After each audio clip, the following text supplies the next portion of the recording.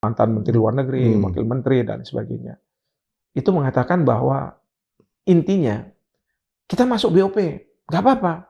Nanti kita jadi kuda Trojan. Netanyahu bilang, ini orang Indonesia mantap juga nih katanya. Kenapa? Bodoh sama naif nggak ada bedanya. Ini dibodohin kok mau gitu kan? Dalam BOP itu strukturnya ada yang lebih tinggi. Presiden Amerika pun dia kalah tinggi. Yang namanya chairman. Chairman ini yang disebut sebagai Donald J. Trump. Di atas dari kepala pemerintahan, kepala negara dari semua negara anggota. Gila nggak? Itali, Inggris, kemudian Perancis, kemudian juga Vatikan sekarang. Padahal nggak mau masuk. Karena mereka tahu, tunggu dulu. Ini kok seolah-olah Trump menjadi penyelamat dunia. Jared Kushner pada waktu penandatanganan piagam BOP, dia dikasih waktu menjelaskan tentang master plan dari Gaza. Ini pernah dipresentasikan pada waktu Trump yang pertama, kabinet yang pertama. Jadi Trump pada waktu itu bilang, di Gaza itu akan dibuat karena resort, itu ya, depannya pantai dan lain sebagainya. Uangnya dari mana? Sumbangan dari 1 miliar iuran itu kan? Iya. Jaminannya apa? Bagi rakyat Palestina untuk bisa masuk ke gedung-gedung yang mewah itu, apartemen-apartemen yang rumah-rumah yang mewah. Jangan-jangan mereka tidak punya uang. Kalau nggak punya uang, lalu kan yang namanya developer kan dia harus balik modal. Dia jual ke siapapun. Siapapun itu siapa?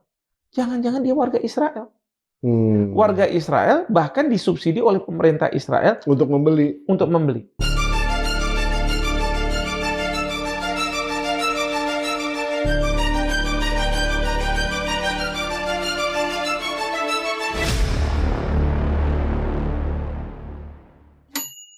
Bismillahirrahmanirrahim. Assalamualaikum warahmatullahi wabarakatuh. Sobat Forum dimanapun Anda berada, kembali bersama saya. Udah lama ya kita nggak ketemu ya. Kembali bersama saya Pembidah Hidayatullah di acara kesayangan kita PhD 4K Podcast hanya di sini, kritis, kreatif, konsisten, dan kocak. Di awal bulan Ramadan ini kami mengucapkan selamat menunaikan ibadah puasa, marhaban ya Ramadan tentunya. Dan tentu di dalam konteks persaudaraan ukhuwah Islamiyah kita dengan saudara-saudara kita sesama Muslim seluruh dunia yang sedang melaksanakan ibadah puasa juga, tidak terlepas pemikiran kita kepada saudara-saudara kita di Gaza. Nah, ada skenario di dalam konteks perdamaian yang dipropos oleh Israel yang kemudian akan didukung juga oleh Indonesia nih, konon kabarnya nih. Nah, sehingga perlu kita lihat apakah ini merupakan memang solusi perdamaian di Gaza yang katakanlah menjadi satu formula yang bisa menyelesaikan masalah ini secara tuntas begitu ya. Nah, di studio sudah ada ahlinya, yaitu Profesor Hikmahanto Juwana. Selamat Prof, selamat datang. Terima kasih. Nih. Selamat berpuasa. Masih semangat ya? Masih dong. Wah, puasa nggak ada hubungannya ya, kita harus tetap semangat. Insya Allah. Ya. Biasa nih kalau Prof di sini bicaranya Gaza melulu, itu dia. Iya ya, kenapa ya? Tapi seru lah itu, maksudnya di dalam konteks kita selalu mengingatkan kita kepada bagaimana sih sebenarnya di seluruh dunia ada yang puasa dalam keadaan enak-enak aja, ada yang puasa yang tantangannya berat sekali gitu ya, seperti di Gaza. Nah jadi kita juga selalu mengingatkan kita bahwa ya kita harus istilahnya mempunyai empati lah dengan teman-teman itu. Iya, betul sekali, insya Allah. Nah, Prof, kita ini kan diberikan, saya nggak tahu apakah itu semacam strategi atau ilusi atau mungkin formula yang tadi saya bilang secara tuntas bisa menyelesaikan masalah ini, di mana ya kayak Indonesia ini udah membuka diri konon kabarnya di dalam hal menerima nanti kalau misalnya memang ada pengungsian dari Palestina. Padahal kan di logika berpikirnya ini, kalau dibuka oleh Indonesia dan memang terjadi migrasi dari Palestina, saya nggak tahu berapa besar tentunya. Yang jelas orang-orang Palestina makin mengosongkan wilayah Palestinanya, ini kan menguntungkan Israel sebenarnya. Gitu. Nah, menurut Prof gimana? Silakan. Jadi ini benar nih pertanyaan ini ya. Kalau menurut saya begini ya. Jadi dalam konsep Israel bahwa Gaza itu harus damai. Dan saya yakin semua orang akan mengatakan, ya setuju, kenapa tidak, gitu kan. Tapi pertanyaannya adalah, apakah damai itu akan berujung pada two-state solution. Nah, karena kalau dari Israel, sebagaimana sering disampaikan oleh Perdana Menteri Netanyahu, bahwa damai itu tidak berujung pada two-state solution. Artinya, beliau mengatakan, jangan pernah nih kita bermimpi bahwa suatu hari nanti Palestina berdiri di Gaza. Sebelah-sebelahan dengan Israel. Sebelah-sebelahan dengan Israel. Termasuk juga tepi barat nantinya kan. Nah, tapi memang pandangan dari Netanyahu ini bertolak belakang, diametrikal itu dengan dari pihak Hamas. Hamas itu mengatakan bahwa Palestina merdeka itu bukan two-state solution, tapi tanpa ada Israel. Jadi benar-benar Israel harus keluar, Palestina. Ini kan berbeda pandangan. Betul. Nah, kalau Fatah memang dan yang didorong oleh dunia itu adalah harusnya damai dengan adanya two-state solution. Nah, sekali lagi Indonesia termasuk salah negara yang mendukung two-state solution ini. Nah, pertanyaannya adalah bagaimana nih membuat Gaza itu damai dari pihak Israel tanpa negara Palestina. Pertama, saya melihat serangan tanggal 7 Oktober 2023 itu dijadikan basis untuk Israel melakukan dugaan genosida. Yang dunia sekarang bilang bahwa ini terjadi nih genosida. Karena apa? Oke lah, kalau misalnya dikatakan serangan Hamas tanggal 7 Oktober 2023 itu dianggap suatu kejahatan atau misalnya pelanggaran, walaupun kalau dari sisi Hamas menganggap bahwa saya kan ini tanah saya ingin mengusir gitu kan. Tapi kan dari masyarakat di Israel atau masyarakat dunia selalu mengatakan bahwa ini kan jelas ini tindakan teror karena karena menyerang secara indiscriminate ya, siapa aja diserang, sipil dan lain sebagainya. Cuman permasalahannya adalah apakah balasan yang dilakukan oleh Israel terhadap serangan yang tanggal 7 Oktober 2023 ini proporsional atau tidak?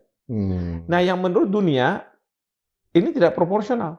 Bahkan dalam suatu pertemuan antara Netanyahu dengan Joe Biden, Netanyahu bilang begini, coba ingat nggak pada waktu Amerika Serikat diserang oleh Jepang? Apa yang dilakukan oleh Amerika Serikat? Dijatuhkan kan bom. Lebih gede lagi. Hiroshima dan Nagasaki. Nah, itu kan juga indiscriminate ya. Jadi menghabiskan gitu ya sampai akhirnya takluk mereka ke Jepangnya. Tapi waktu itu Joe Biden bilang begini, tunggu dulu, itu kan sebelum Perang Dunia Kedua.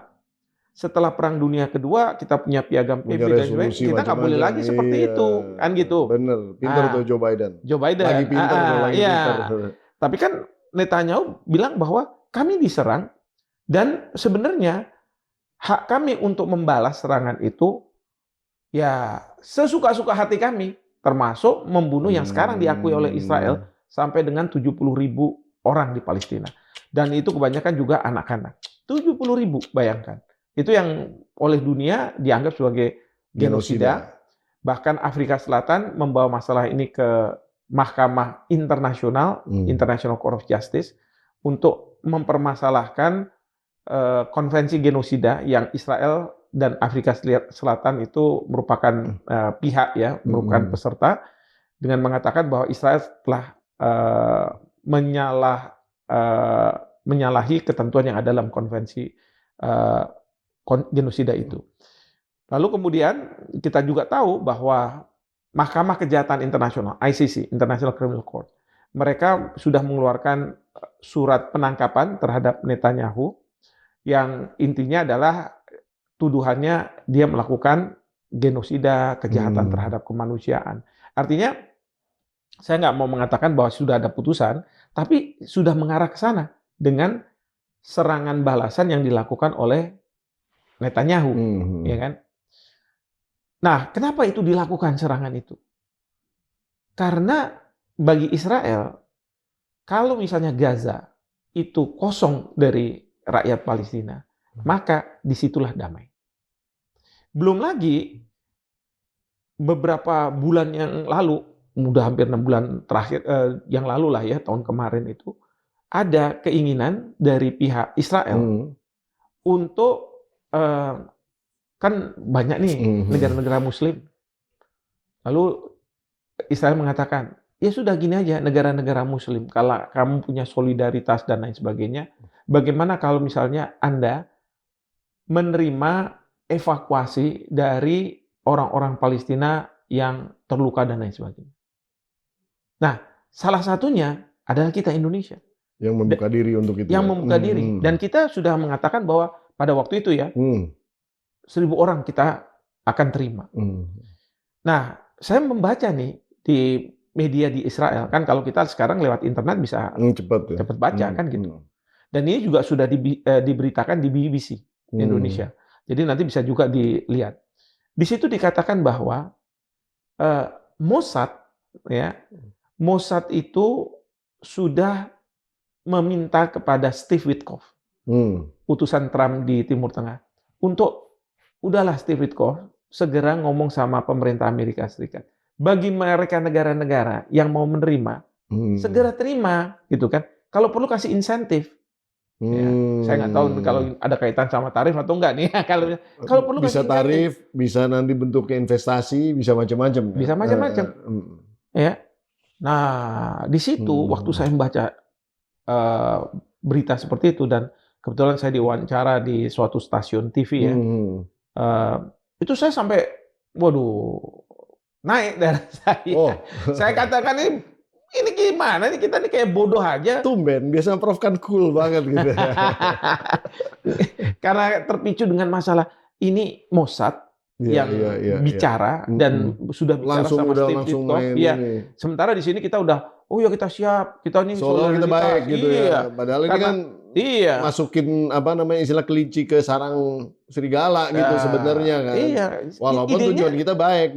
Iya baik, tapi kan tujuannya selain 70.000 itu dihabiskan, ya ditembak-tembak supaya tidak mendapatkan kritikan dari internasional, kan juga bisa juga dikeluarkan 1.000. Misalnya ada 5 negara udah 5.000. Ingat, satu orang yang sakit, misalnya nggak mungkin dia sendirian sakit di Bopong sini. Pasti ada keluarganya dan sebagainya. Berapa orang tuh? Kalau misalnya 4-5 orang, ya kan berapa jumlahnya? Itu dari satu negara. Kalau ada 5 negara, berapa negara? Kan lama-lama kosong juga tuh. Ya kan? Nah, pada waktu itu kita juga udah nyiapin, oh nanti ada rumah sakit di Batam itu, bukan rumah sakit apalah di Batam yang dulu tempat COVID, itu kita siapkan di situ dan lain sebagainya. Kelihatannya memang bagus, sangat manusiawi, dan itu menunjukkan kita berbuat sesuatu untuk rakyat Palestina, solidaritas. Tapi kita lupa bahwa bagi sebuah bangsa, penting itu adalah tanah. Tanah airku. Seperti kita kan di Indonesia. Lagu kita Indonesia Raya bilang apa? Tanah airku kan? Jadi tanah tumpah darahku. Tanah tumpah darahku. Jadi itu kalau soal tanah. Darah kita harus tumpah di situ. Iya. Jadi saya berpikir, sudah tanya belum sama rakyat Palestina? Ya ketika ditanya sama rakyat Palestina, mereka bilang enggak, saya nggak mau. Saya lebih baik mati di negara saya, di tanah saya, daripada saya harus keluar dari tanah saya. Soalnya kalau udah keluar, kemungkinan besar balik lagi itu susah. Nah, itu dia. Apa jaminannya? Ya kan? Apa jaminannya? Nah, jangan-jangan ini seperti yang terjadi pada masa lalu, ketika Israel menjanjikan, udah, kamu harus keluar dulu, nanti boleh masuk. Jadi orang di Palestina itu mungkin naruh segala sesuatunya dengan baik supaya nanti kalau kembali sudah dalam keadaan rapi dan sebagainya, kunci dipegang. Ternyata apa? Udah hilang semua. Hilang semua lah, udah tinggal rata aja. Itu ya. Jadi yang kedua itu. Jadi 70.000 dihabisin. Kemudian dalam konteks solidaritas Islam deh, silahkan deh kalau mau dikeluarkan. Kedua. Yang ketiga, ini yang hati-hati kita dengan rencana dari Trump. Nah, ini Trump kan bilang ada perdamaian nih. Ini yang kita mau bahas nih, kan? Di dalam 20 poin proposal Trump, ya kan? Itu di poin 19 memang disebutkan. Nanti kalau misalnya Gaza sudah direkonstruksi, ya, dan kemudian suasana itu sudah kondusif, artinya ada perdamaian di sana, maka kepada rakyat di Gaza itu akan diberikan hak untuk menentukan nasib sendiri. Oh, semacam referendum gitu. Referendum. Tapi pasti kalah lah dia. Nah, ini yang trikinya di sini nih, yang mungkin kita juga nggak paham semua, nggak sadar. Iya. Kita pikir kan Gaza direkonstruksi, kemudian rakyat Palestina akan tetap di situ kan? Kan bisa dikirim dari sebelahnya. Nah, ini yang jadi masalah. Exodus. Iya, waktu Jared Kushner pada waktu penandatanganan piagam BOP, dia dikasih waktu dan dikasih waktu untuk apa? Menjelaskan tentang master plan dari Gaza. Gedungnya bagus ini ya. Macam-macam, ya kan? Dia katakan bahwa ini nanti kita akan bangun, didevelop oleh yang developernya itu orang Israel Amerika, Yaskir Gabay. Nah, itu saya juga Google tuh Yaskir Gabay siapa nih? Ternyata dia developer. Nah, dia gambar itu katanya gratis. Ini benar-benar sincere dari hatinya dia, ya kan? Nah, sebenarnya gambar ini katanya ini pernah dipresentasikan pada waktu Trump yang pertama, kabinet yang pertama. Jadi Trump pada waktu itu bilang, nanti ya di Gaza itu akan dibuat karena resort itu ya, depannya pantai dan lain sebagainya. Kan ada tuh gambar, ada Trump di situ sama ada Netanyahu duduk menikmati pantai dan lain sebagainya. Nah, terus saya berpikir, ini kalau misalnya direkonstruksi, katakanlah direkonstruksi, uangnya dari mana? Sumbangan dari 1 miliar iuran itu kan? Iya. Sehingga nggak dari Amerika, atau misalnya nggak dari Israel nih kan? Dibangun, bagus. Pertanyaan saya, jaminannya apa bagi rakyat Palestina untuk bisa masuk ke gedung-gedung yang mewah itu, apartemen-apartemen, rumah-rumah yang mewah? Jangan-jangan mereka tidak punya uang. Kalau nggak punya uang, lalu kan yang namanya developer kan dia harus balik modal. Walaupun modalnya itu dari yang 1 miliar itu kan. Iya. Dia jual ke siapa? Dia jual ke siapapun. Nah, pertanyaan kita, siapapun itu siapa? Jangan-jangan dia warga Israel. Warga Israel bahkan disubsidi oleh pemerintah Israel untuk membeli. Iya kan? Kalau misalnya seperti itu, berarti apa? Di Gaza pemiliknya orang-orang Israel. Bosnya orang-orang Israel. Ini sama seperti yang baru-baru ini ada undang-undang yang disetujui oleh parlemen Israel, Knesset, yang memberikan kesempatan kepada warga Israel untuk masuk ke wilayah yang sebenarnya sudah dialokasikan untuk rakyat Palestina. Jadi ada semacam cagar gitu ya, untuk orang-orang Palestina di tempat-tempat tertentu, tanah ini nggak boleh dibeli oleh Israel. Sekarang boleh sama warga Israel dibeli. Nah, ini yang disampaikan semakin rumit ya. Ini banyak negara mengkritik Israel, termasuk Sekjen PBB, mengatakan bahwa undang-undang ini jelas melanggar hukum internasional. Ini bukan Hikmahanto yang mengatakan ya, Sekjen PBB yang mengatakan melanggar hukum internasional. Artinya apa?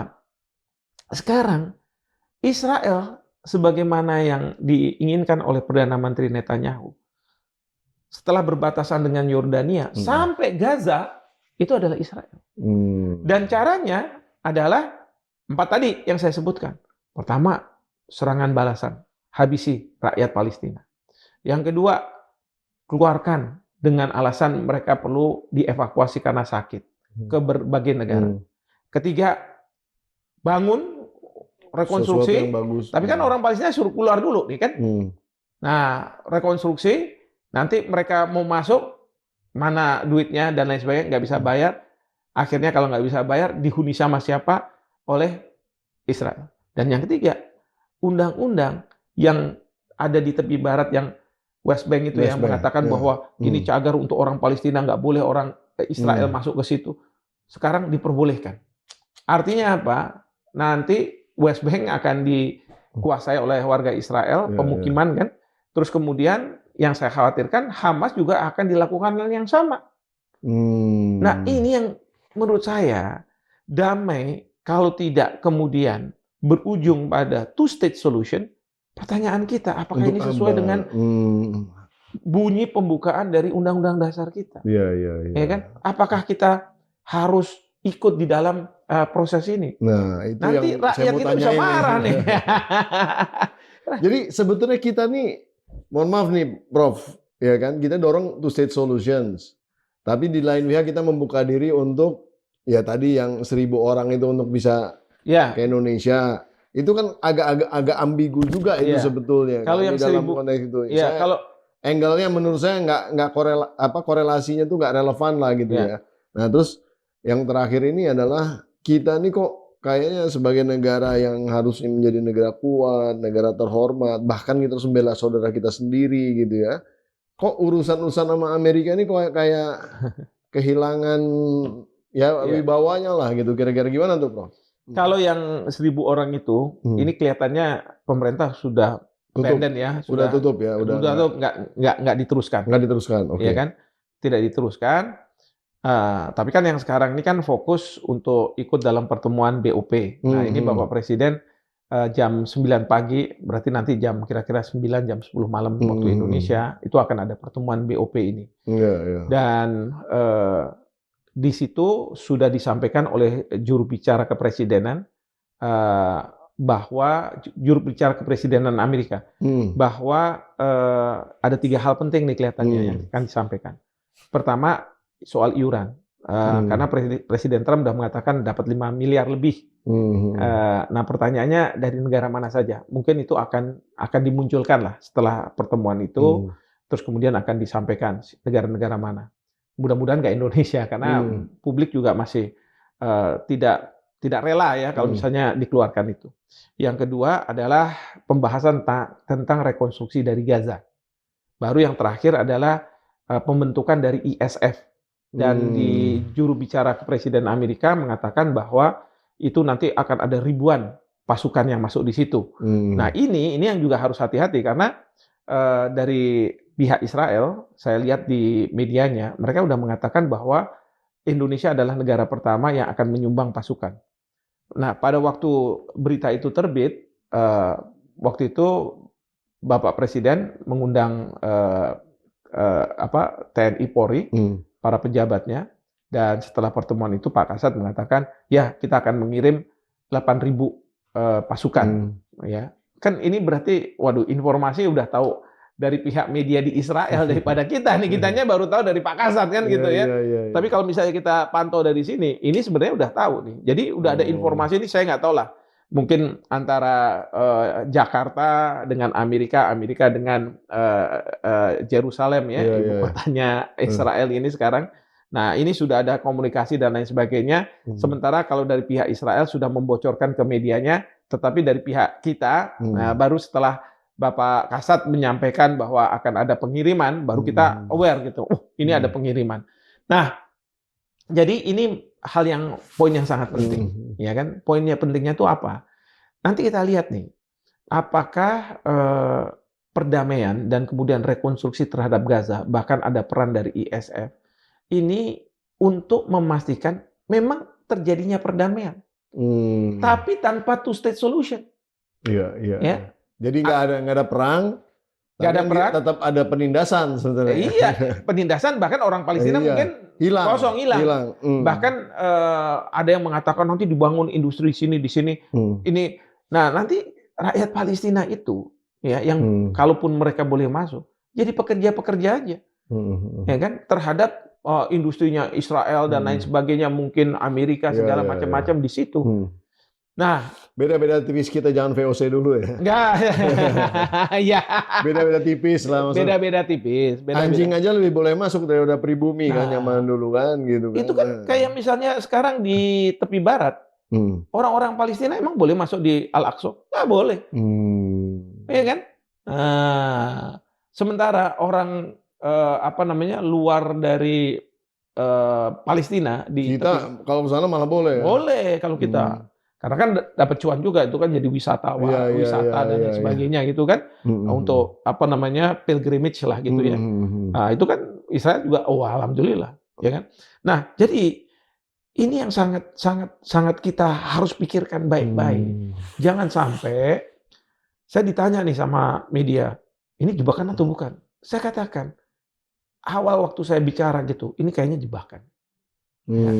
Jebakan yang kelihatannya manis, tetapi ujungnya nih yang nggak manis. Ujungnya itu adalah rakyat Palestina tidak akan mendapatkan negaranya. Sekarang manis nggak kalau misalnya udah kamu keluar, yang sakit ya kita evakuasi, kita sembuhkan dan lain sebagainya. Pasti manis lah, manusiawi sekali, ya kan? Demikian juga dengan kita bangun dan lain sebagainya. Kamu minggir dulu ya. Nanti kalau takut nanti kejatuhan dan lain sebagainya. Sudah kita bangun, ya kan? Oke, kamu masuk. Tapi ketika masuk harganya mahal nih, gitu kan? Ya, uangnya dari mana? Mereka bekerja apa? Iya. Ya, apa itu gratis atau tidak? Orang mereka udah benar-benar hilang habis-habisan sekarang ya. Betul. Nah, udah ekonomi nggak ada, kegiatannya dan lain-lain. Dan perang ini benar habis-habisan itu Nah, sebenarnya. ini yang saya katakan ini jangan-jangan ya cara berpikirnya Trump ya bahwa dia mau buat perdamaian, setuju perdamaiannya. Tapi ujungnya nih apa? Ya kan? Itu yang jadi permasalahan. Dia pengen buat kayak Atlantic City kali itu. Untuk kasino. Iya, memang itu katanya ada kasino dan lain sebagainya. Dia kan seneng tuh dari bangun dari tanah kosong, tanah tandus, tanah murah, tiba-tiba dijadiin kota yang luar biasa, harganya mahal banget gitu. Dan Israel itu waktu negara itu mereka buat itu kan, tadinya juga tandus juga di situ. Dia buat sekarang menjadi seperti ini.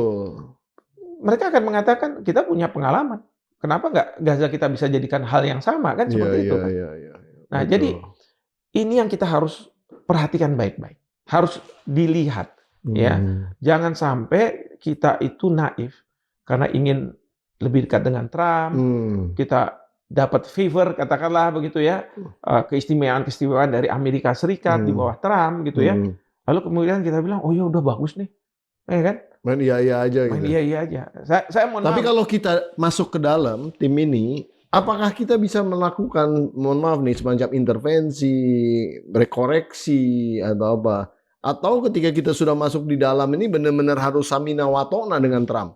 Jadi gini, beliau-beliau yang diundang oleh Bapak Presiden ke istana, tokoh-tokoh ormas Islam, kemudian juga kan hari berikutnya para tokoh-tokoh yang berkaitan dengan luar negeri lah, mantan Menteri Luar Negeri, Wakil Menteri dan sebagainya, itu mengatakan bahwa intinya kita masuk BOP, nggak apa-apa. Nanti kita jadi kuda Trojan.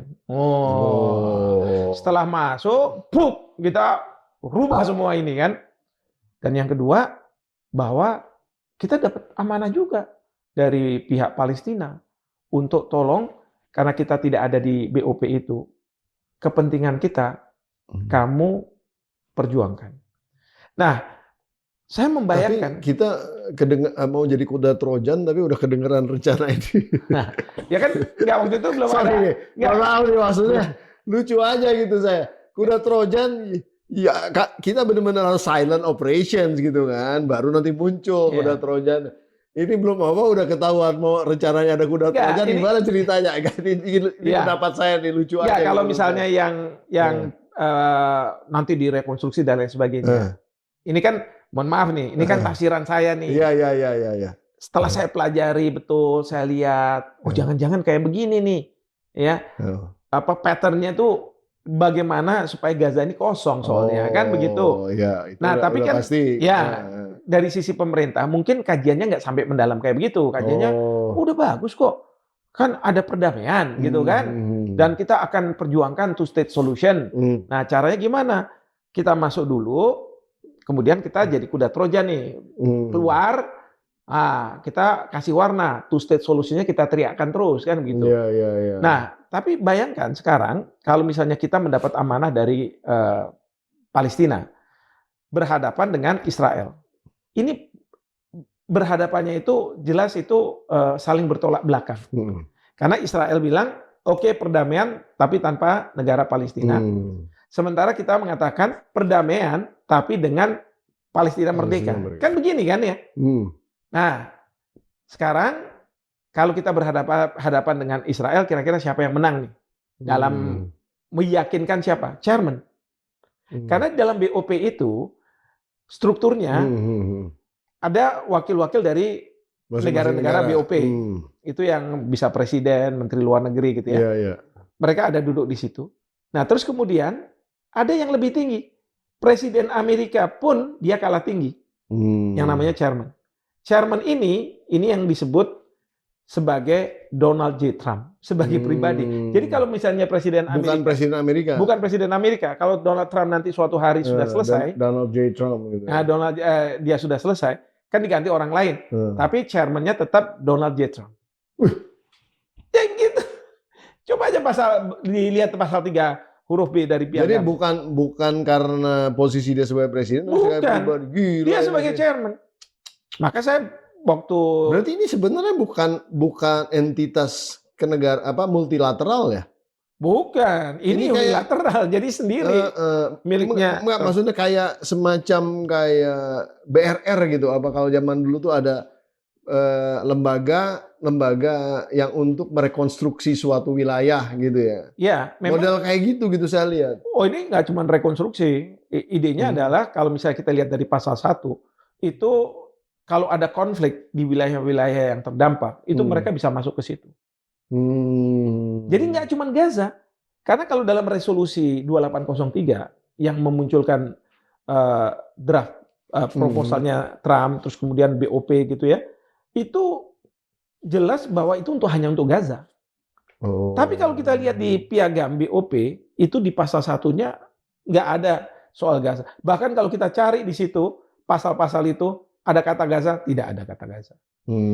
Jadi beda, ini resolusi. Jadi yang saya khawatirkan gini, ketika Bapak Presiden tanda tangan, beliau atau staf-staf beliau, orang-orang Kemenlu dan lain sebagainya, masih berpikir dalam konteks resolusi 2803 yang mengatakan ini cuma Gaza, kan gitu kan?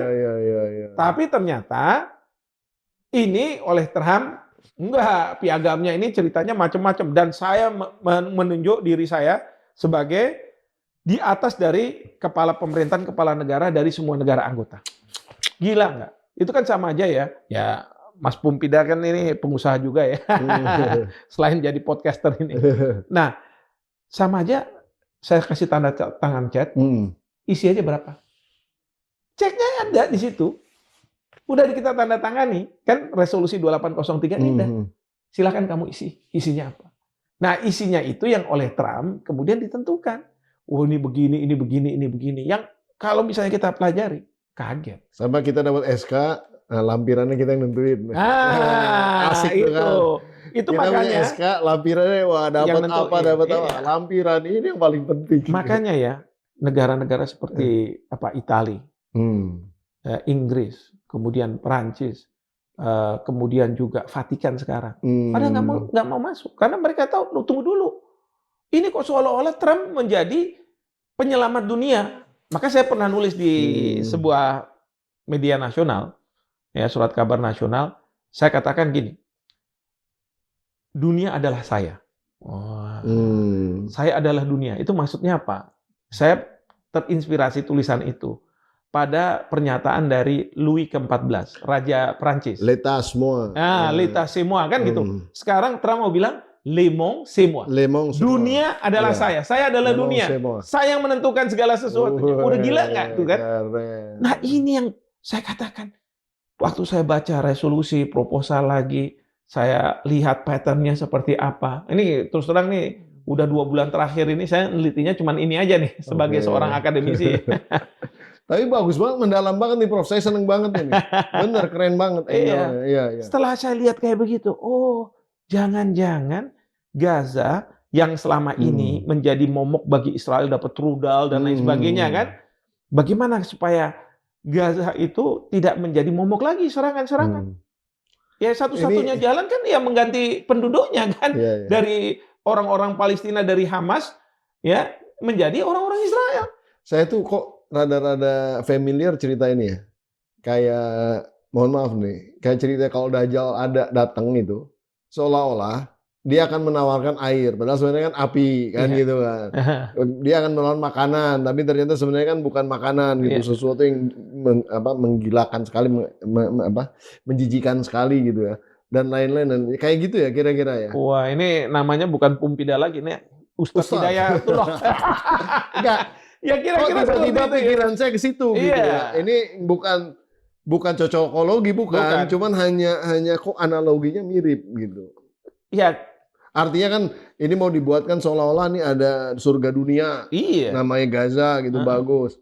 Tapi sebenarnya ini penyiksaan buat rakyat ya, Palestina. saudara-saudara Coba kita bayangkan sekarang gitu. kalau misalnya yang di situ orang-orang Israel, ya kan? Orang-orang yang dari berbagai dunia yang dia setuju dengan pendirian negara Israel, kemudian mereka jadi warga negara Israel, lalu di mana ditempatkan? Ya tentu bukan di Tel Aviv dan lain sebagainya, ya kan? Boleh ke tepi barat yang dulunya wilayahnya orang-orang Palestina, atau ke Gaza, masuk ke sana kan? Nah, kalau misalnya, mohon maaf dari segi berkembang biaknya gitu kan, orang Israel ini kan nggak, mohon maaf, banyak orang secepat kayak orang Palestina kan begitu kan. Sehingga cara mereka adalah ya udah siapa yang mau silahkan datang, terus kemudian nanti mereka ditaruh di situ. Nah nanti kalau misalnya ada referendum, kira-kira pilihnya mana? Negara Palestina merdeka atau tetap sebagai bagian dari Israel? Iya. Dibuai lah ya, dibuai. Ya itu yang ada di dalam proposal dari Trump, ya, yang poin ke-19. Kalau nanti suasana kondusif, saya mikir-mikir suasana kondusif kapan ya? Ya kan, jangan-jangan suasana kondusif itu kalau penduduknya sudah diganti menjadi penduduk Israel kan, orang-orang Israel, terus kemudian ditawarkan, oke, boleh sekarang referendum, nah, pasti menang. Ini mohon maaf ya, kita kan selama ini selalu kritikal terhadap Israel dan juga pimpinannya. Kita coba geser sedikit ya, dalam konteks bukan kita ingin membuka boroknya saudara-saudara kita, enggak. Tapi sebetulnya saya pengen tahu ya sebenarnya komitmen daripada leadership di Hamas atau di Fatah gitu sebenarnya gimana sih sebenarnya? Kan mohon maaf nih, leadersnya kan korup kadang-kadang. Ya, bisa-bisa semua ketika Trump main duit begini semuanya nyerah juga gitu. Itu yang saya takutin gitu. Ini bukan berarti kita mau meng-underestimate mereka, enggak ya. Mereka juga sudah lama nih menahan gejolak ini, dan ya kita harus apresiasi juga effortnya itu. Tapi kan saya perlu mempertanyakan itu sebagai seseorang yang ingin mengangkat isu ini. Silakan, Prof. Jadi ya kalau saya melihat gini, terlepas dari itu semua, memang ada perbedaan ideologi antara Hamas dengan Fatah. Kalau Hamas itu menginginkan tadi yang saya katakan, bahwa Palestina merdeka itu nggak ada Israel, dan mereka tidak mau bermain dengan diplomasi lah. Konsisten terus tuh ya. Konsisten dengan melakukan serangan dan mereka punya amunisi dan lain sebagainya, ya dibantu oleh Iran. Makanya Israel sekarang ini juga nyerang Iran, dorong-dorong Amerika Serikat, udah serang aja sama Iran gitu kan.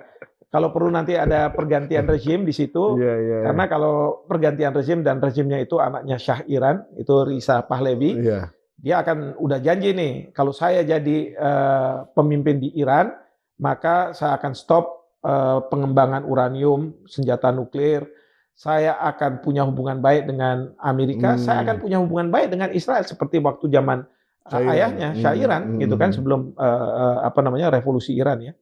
Nah, jadi dari sisi Hamas itu mereka kalau memperjuangkan tanah Palestina itu mereka menggunakan kekerasan, ya kan? Maka oleh Israel dianggap sebagai ini mereka adalah pelaku teror, ya kan? Saya juga ingatkan bahwa kita pada waktu mau merdeka dari Belanda, kita pun dianggap sebagai ekstremis, ya kan? Dan kita menggunakan senjata juga kan, ya kan? Dan kita bergerilya, karena kalau kita nggak bergerilya, ya kalau Hamas kan masuk lubang-lubang tunnel kayak Vietnam gitu ya, ya kita nggak akan bisa menang perang kalau kita nggak bergerilya, seolah-olah kayak begitu ya. Nah, jadi kalau dari Hamas seperti itu. Tapi kalau Fatah itu agak berbeda. Kalau Fatah itu kan ideologinya two state solution, udahlah Israel ada, tapi yang penting kita ada juga negara Palestina. Lalu mereka tidak menggunakan kekerasan, tapi lebih pendekatannya diplomasi. Nah, kira-kira seperti itu. Nah, sementara yang Hamas terkonsentrasi di Gaza. Sementara kalau yang Fatah itu adanya di tepi barat. West Bank. Nah, ini juga kita harus paham nih, karena begini ya. kemarin Mereka bagus hubungan antara satu dengan yang lainnya. ya kalau untuk Palestina mereka bagus, Sama. tapi ya kalau udah masalah internal ya biasa ada benturan-benturan. Iya, jelas kan karena pendekatan juga beda dan lain sebagainya. Tapi kalau misalnya keluar saling mendukung ya pasti mendukung. Maka Cina itu ya memfasilitasi agar dari Fatah dan Hamas itu ketemu di Beijing. Itu yang orang bilang gila ya. Kenapa nggak Indonesia aja? Kenapa kok negara komunis gitu yang mempertemukan mereka? Ya mungkin kalau Cina damai juga bagus juga. Kan ada pembangunan harapannya ya kita yang jadi kontraktor kan gitu kan. Cuan juga. Motifnya ekonominya udah pasti ada lah gitu juga. Ya. Nggak mungkin nggak ada itu. Nah ini yang soal Hamas sama Fatah. Jadi sekarang ini kalau misalnya kita lihat Perdana Menteri Presiden Abbas ya atau ini itu orang-orang dari Fatah. Dulu pernah Heniah menjadi pemimpin, tapi sama Israel udah di stop, birokrasi, duit nggak ada dan lain sebagainya, ini lain sebagainya. Karena dari Hamas kan. Karena rakyat Palestina milih, oh ya udah dari yang Hamas aja yang menangin gitu ya. Nah tapi sekarang kan nggak, Abbas dan lain sebagainya. Termasuk juga tentu kepala-kepala perwakilan di seluruh dunia di mana ada Palestina, perwakilan dari Palestina. Nah kemarin saya ingin cerita gini. Sebelum tanggal 19 pagi waktu waktu Washington DC, Bapak Presiden rapat di BOP, itu Pak Menlu Sugiono sudah berangkat ke New York. New York untuk ketemu sama Sekjen PBB, kemudian juga ke acara rapat Dewan Keamanan PBB. Dugaan saya beliau ingin mendapatkan mandat dari PBB, mandat dari Dewan Keamanan PBB untuk ISF ini. Karena dalam rilisnya Kemlu disebutkan bahwa kita akan menyumbang pasukan sepanjang itu dimandatkan oleh PBB. Nah kalau misalnya mandatnya dari BOP, Board of Peace, bahaya tuh ya. Nggak mau kita, ya kan? Nah mungkin beliau ke New York itu dalam rangka ke UN itu dalam rangka mendapatkan mandat itu, ya. Nah, memang pada waktu ketemu sama Sekjen, terus kemudian ikut dalam rapatnya Dewan Keamanan PBB, beliau setelah itu ketemu sama Duta Besar Palestina untuk PBB. Dan di situ Duta Besar mengatakan, Indonesia kita dukung kamu di BOP, kamu tolong bantu kami, dan lain sebagainya. Ya kan? Saya katakan, wah ini kok agak beda sama juru bicara Hamas, Osama Hamdan. Dia mengatakan kalau ada pasukan Indonesia itu jangan masuk di tengah-tengah di Gaza, tapi jaga perbatasan aja, perbatasan antara yang dikuasai oleh Hamas dengan yang punyanya Israel. Di situ aja kita mungkin minta. Supaya jangan salah pemahaman audiens kita tuh ngirim pasukan tuh di dalam konteks perdamaian kan. Perdamaian. Nah itu rules-nya itu apa sebetulnya? Nah rules of engagement. Perannya apa? Gini, sebelum sampai di situ saya ingin menyelesaikan cerita saya ini karena ketemu sama Dubes Palestina untuk PBB, dan Dubes kan mendorong kita masuk. Tapi itu karena dia dari Fatah. Ini berbeda kalau misalnya kita ketemu sama orang dari Hamas. Dia pasti lo ngapain lo? Ikut-ikutan lo gitu. Betul. Nah ini makanya dalam kita menyumbang pasukan di rilis yang dibuat oleh Kemlu, selain harus dari mandat dari PBB, juga harus diterima disetujui oleh otoritas Palestina tanpa menyebutkan apakah itu Hamas atau Fatah. Karena kalau misalnya kita bilang diterima oleh Fatah, tapi kan Fatah di tepi barat, bukan di Hamas, di Gaza. Nah kalau di Gaza itu kan Hamas. Ya kan? Jadi kita sebut udahlah agak diblerin sedikit, pokoknya otoritas Palestina. Kalau misalnya dari yang Fatah bilang oke, boleh gitu ya, tuh kan boleh kan gitu kan. Padahal dari Hamas bilang awas. Kamu kalau misalnya ngirim pasukan dan kamu berada di tengah, sama aja kamu itu adalah pengganti dari Israel Defense Force. Saya serang. Itu yang sudah disampaikan oleh pihak Hamas. Ya. Harus pada berani nih. Ya janganlah kalau bisa, jangan nggak usah. Tentara kita harus pada berani gitu. Iya. Ini nggak pelik banget soalnya kan. Ini makanya yang saya katakan, mandat itu harus jelas. Pertama, mandat dari siapa?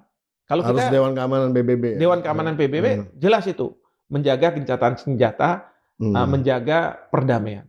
Itu menurut saya nggak apa-apa. Oke, satu. Tapi kalau mandatnya dari BOP dan tugasnya adalah melucuti senjata Hamas, ISF ini, kita jadi anteknya. Ini yang bahaya.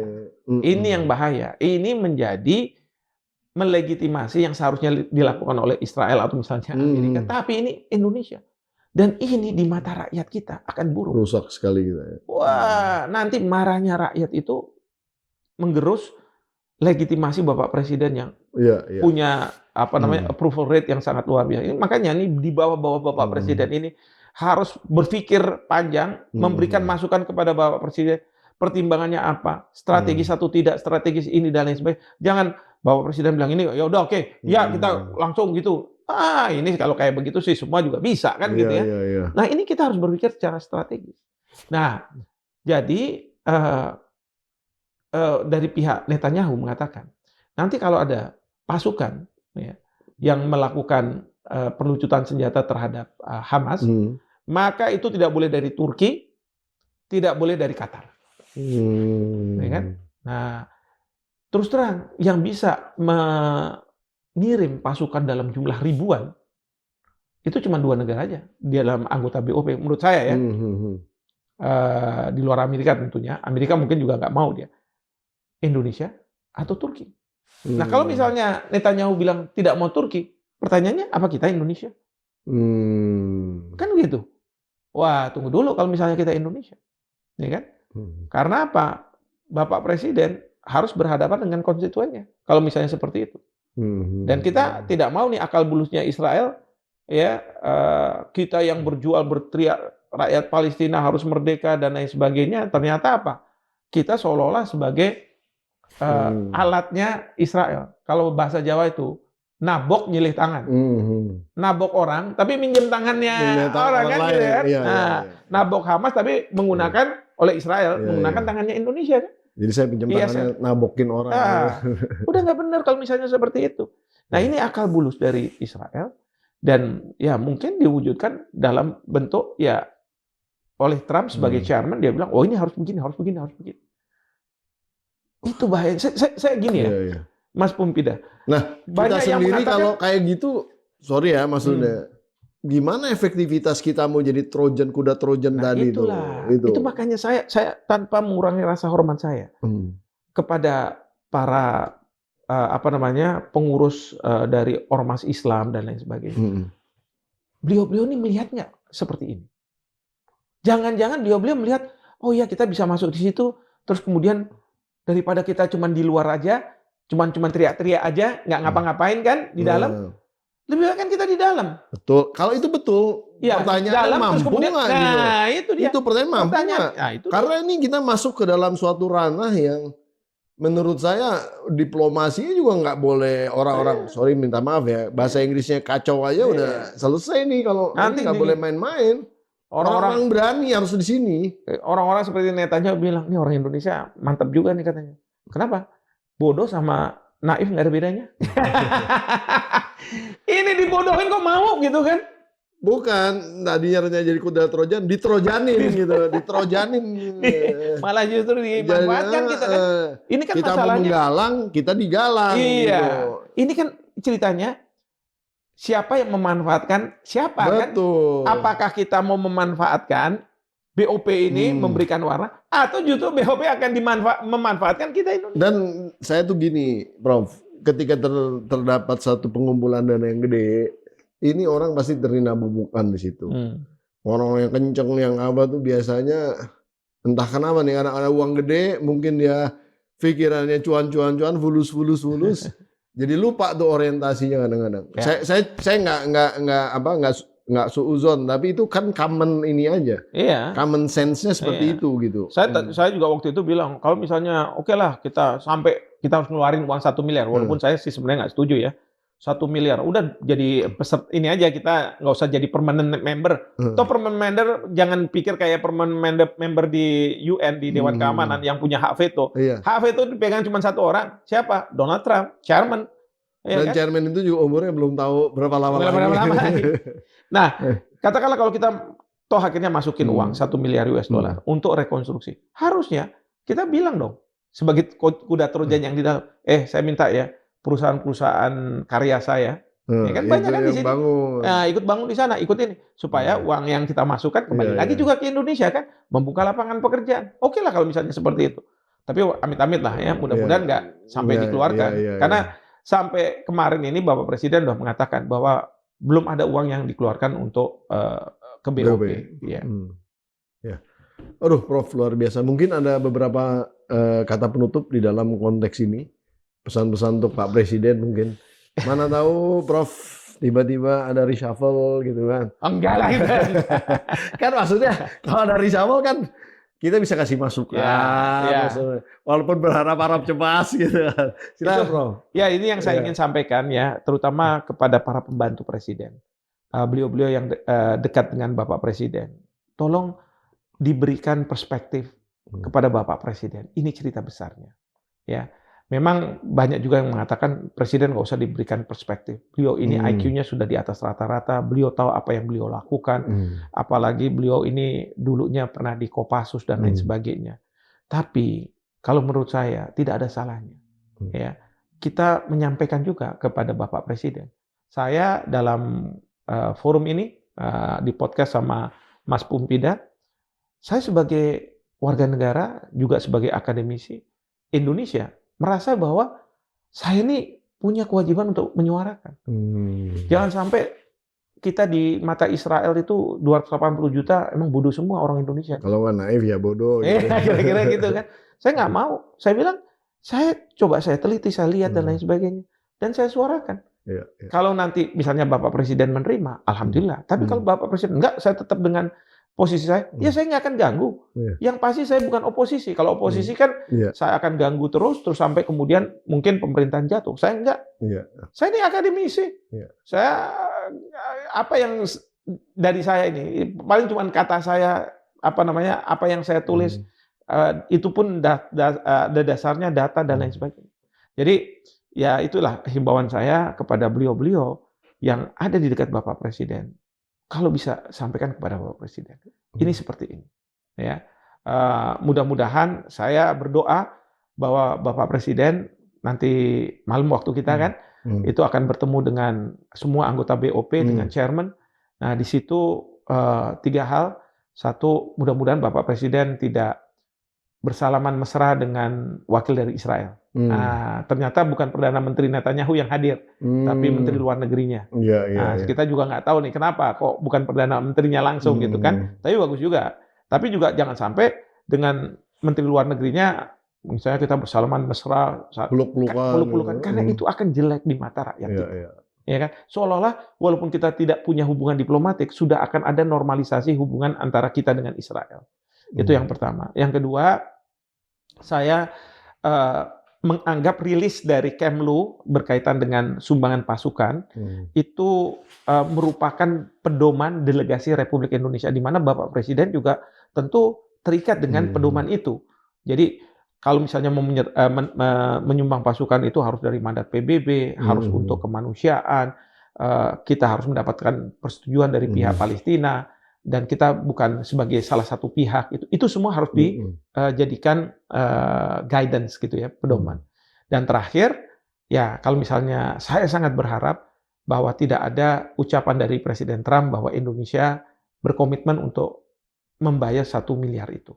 Ya, karena itu menjadi masih masalah kontroversi di dalam negeri, bahkan rakyat kita membanding-bandingkan dengan di Sumatera setelah bencana alam dan lain sebagainya, kok nggak harusnya ke sana dan lain sebagainya.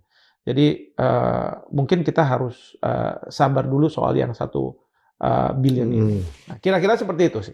Wah, terima kasih banyak Prof sudah hari di sini dan meluangkan waktu membagi ilmunya kepada kita. Tentunya niatnya kita untuk watawasobil haq, watawasobil sob, watawasobil marhamah ya. Untuk siapa saja, bukan hanya untuk Presiden Republik Indonesia. Sekali lagi terima kasih. Terima kasih. Nah, itu tadi Profesor Hikmahanto Juwana yang sudah memaparkan di dalam konteks situasi terkini, peran kita yang istilahnya keterlibatan kita di dalam konteks BOP bersama dengan Donald Trump dan juga kepala-kepala negara yang memang nanti malam konon kabarnya akan berkumpul membahas ini. Nah, mudah-mudahan niat kita untuk menjadi kuda Trojan di dalam hal tetap memperjuangkan two state solutions bagi Palestina ini tetap bisa disuarakan di dalam, daripada kita di luar saja dan tidak kemudian memberikan warna, tapi kita di dalam bisa memberikan warna. Nah, namun juga ada beberapa catatan lainnya bahwa di dalam konteks BOP ini ada dana $1 miliar yang memang konon kabarnya harus dibayarkan kalau kita memang menjadi anggota. Dan kita harus lihat dulu dana ini akan digunakan seperti apa, dan sebaiknya juga saran dari Prof tadi itu Indonesia ya tahan dulu lah. Kalau perlu juga tidak terlibat sama sekali di dalam konteks memberikan dana tersebut. Nah, cerita-cerita ini sebenarnya kalau saya narasikan lagi, ini memang sangat-sangat panjang dan complicated. Seperti memang sejarah daripada persoalan Israel Palestina ini yang dari beberapa dekade lalu ini belum juga bisa menemukan titik temu ya. Selalu ada upaya, tapi ketika hampir selesai sampai di ujung, tiba-tiba bubar begitu saja, dan kemudian juga berganti rezim, ganti pendekatan, ganti permainan, dan angle-nya sama sebetulnya. Pada akhirnya kita harus hati-hati di dalam membaca strateginya Israel. Nah, mudah-mudahan di bulan Ramadan ini teman-teman kita di Gaza diberikan barokah dan rahmat dan hidayah, tentu di dalam konteks menjalankan ibadah, walaupun tekanan di sana tetap semakin sulit sekali gitu. Nah, sehingga mereka bisa sampai di ujung Ramadan ini di dalam keadaan yang baik dan juga menyelesaikan ibadahnya dengan baik.